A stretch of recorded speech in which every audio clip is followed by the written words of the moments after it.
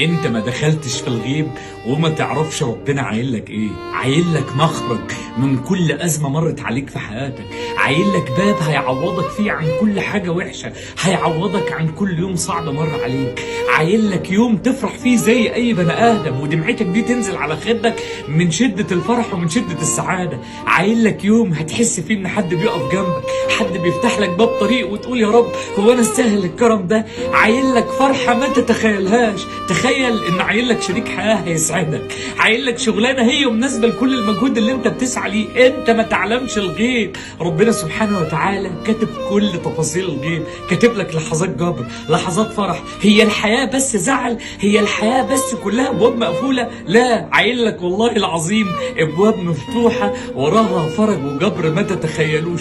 التفاصيل اللي ربنا بيكتبها في حياتك مبشره مبهجه، هتقعد تتحاكى قدام الناس وتقول لهم مر عليا كذا وكذا وكذا، بس فرج ربنا كبير، بس كرم ربنا كبير، بس ربنا سبحانه وتعالى كان احن عليا من الكون كله. انا عايزك اما تستنى ربنا يعمل لك حاجه، استنى وانت مشتاق وانت متاكد ان كل تفاصيل الغيب اللي جايه دي كلها لحظات جميله قوي. ربنا بيحبك، ربنا بيكتب لك كل حاجه كويسه. كل اللي عليك انك تعمله انك تسلم امرك وتبقى مطمن ان اللي جاي بتاعك، لان ربنا غفور ورحيم وكريم وهيجبر بخاطرك.